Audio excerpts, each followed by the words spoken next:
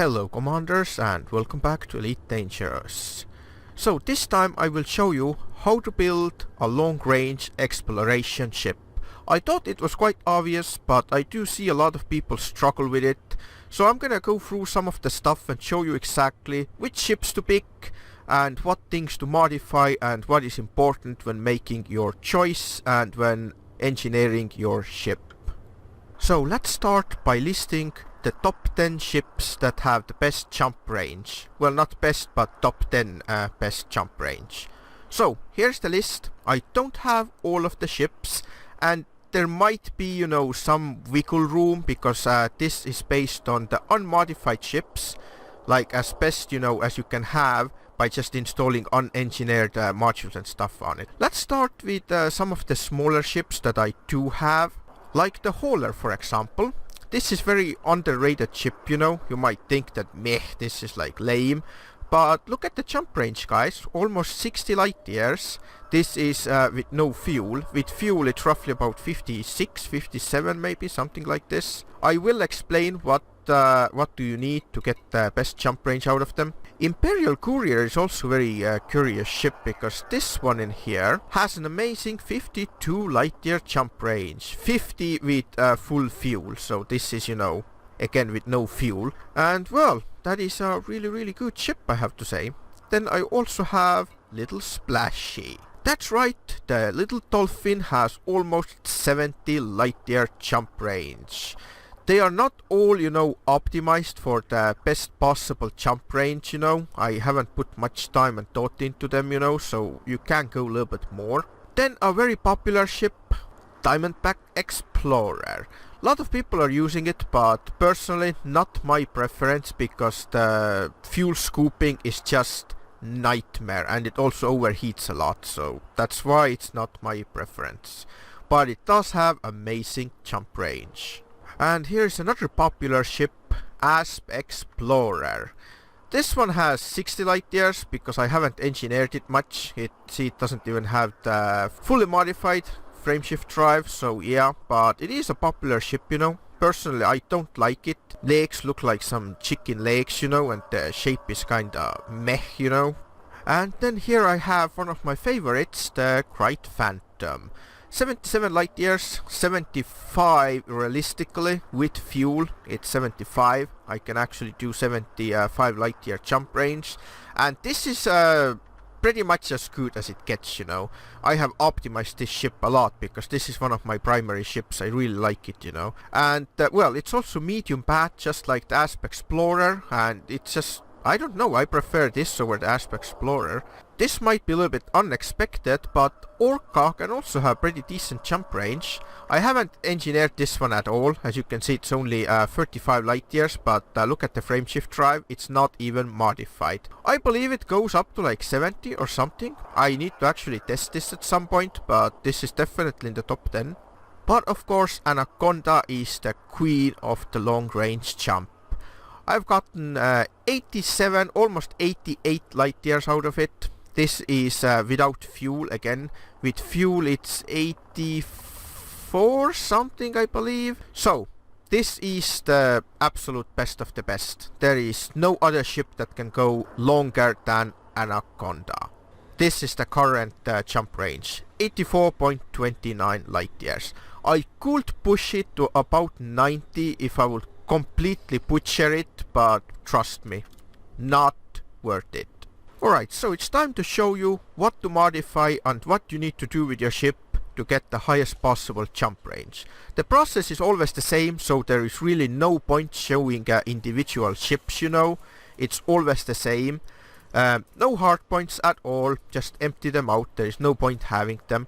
You could put maybe some small missiles or stuff on it. If you want to do some planetary missions, you can use the advanced missile racks, which I do have on my Imperial Courier. Just check out this video. But it's not necessary. Utility mounts, obviously nothing. Again, you could have these point defense turrets because they practically don't matter at all. See, it goes down by 0.03 light years, so you could have like 2 of these on if you want. If you're doing some of the ground missions, they are really good for taking out the missiles, but again, it's absolutely not necessary for the jump range. So the most important thing is obviously the frameshift drive.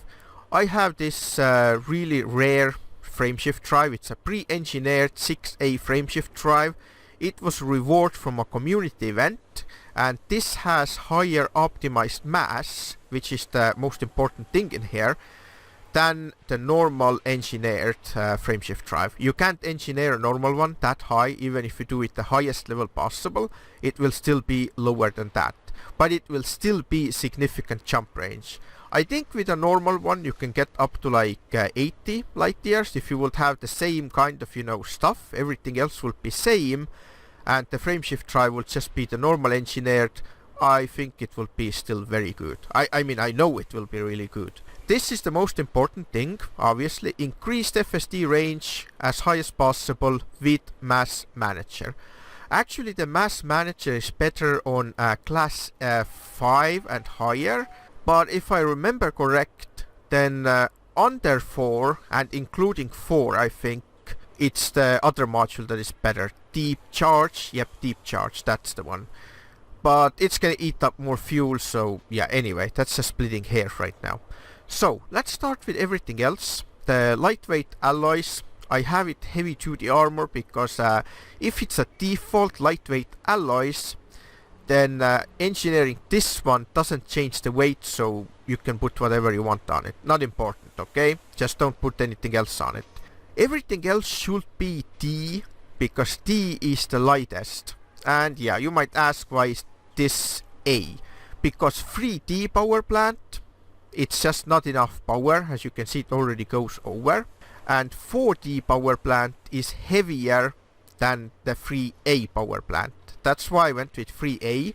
And the modifications are also pretty important. I have it grade 1 overcharged. This is for a reason. I haven't done this higher grade, because the higher it is, the higher the heat efficiency, which is bad. You want as low heat efficiency as possible, because a long range exploration vessel needs to be heat efficient. So you can go close to a star, fuel up really fast without overheating, and you can also engage the frameshift drive while you are still scooping up the fuel. That's also why it has the thermal spread on it, to have it as heat efficient as possible. So everything else is D. As you can see, thrusters 5D with clean drive tuning, which further reduces the thermal load, as you can see, by 60% actually, which is significant. And of course strip down. Whatever you can put strip down, apart from frameshift drive. This is exactly how you need to have it. Life support, also lightweight. If you go to Colonia, you can also have grade 5 lightweight, but I mean, it's already 2 tons. Little bit more, that's not gonna change much at all. Power distributor, same thing in here. Engine focused, because I do want to have a boost on it. You could technically put 1D and then strip it down, but then you would have no boost, and I personally don't like it, so that's why I have 5D. I think someone said that you could have 4D thrusters. Yeah, I think it's possible to have 4D thrusters with clean drive tuning, but you can't modify it on Anaconda. You would have to put it on a smaller ship, modify it there, and then equip it on Anaconda, because it's gonna go over the mass limit, so you can't even equip it. Power distributor might also go to 4D. If you have 4D boosters, it might actually work. I haven't tried, but again, it's just splitting hairs, because look at the tonnage already. It's only 7.2 tons, and the thrusters are also 7.2 tons. So if you could get maybe like, yeah, you could squeeze maybe like 5 tons off it actually. But anyway, sensors, this is a huge boost in here. As you can see, minus 80%. I think it's roughly about 100 tons by default or something like that. No, it was more than 100. Sorry, it was more. It was 120 tons or something. Well, just calculate it yourself for check. But it's very important to have lightweight scanner. It's just significant boost, you know. On bigger ships, that's really huge drop in the weight Fuel tank, you could go a little bit lower, but I prefer having a little bit more fuel, you know. Anaconda already takes a lot of fuel per jump, so... Then optional internals, fuel scoop should be always the biggest possible, unless the Guardian frameshift drive booster is the one that takes up this place. This is why I don't like the smaller ships, because you have to choose between smaller fuel scoop or less jump range. Because the Guardian frameshift drive booster, it gives you a flat 10.5 light year boost regardless of your ship. The smaller modules, they give less boost, so this is also very important if you want to have long jump range. Cargo racks, they don't matter, so you can put as many as you want, because as long as they are empty, they don't affect the jump range at all. Planetary vehicle hangar, again, you could take this off, but I do like to have it because it's an exploration vessel, so it's important to have it. Shield generator, if you are brave enough to fly without it, then go ahead, but mine is enhanced low power shields, again to have the heat efficiency down. No, I think it doesn't even have heat efficiency. Who cares, okay? I have enhanced low power shields, right? Strip down, of course, to save weight. And if you look at the mass in here, it's less than 2 tons. Again, splitting hairs, if you will remove it, you won't really win anything. Docking computer, why not? It doesn't add weight, so it doesn't matter. Surface scanner, definitely needed. It doesn't add the weight, so again, it doesn't matter at all. You could take it off, but it doesn't give you anything at all, so you might as well have it, because it is an exploration vessel.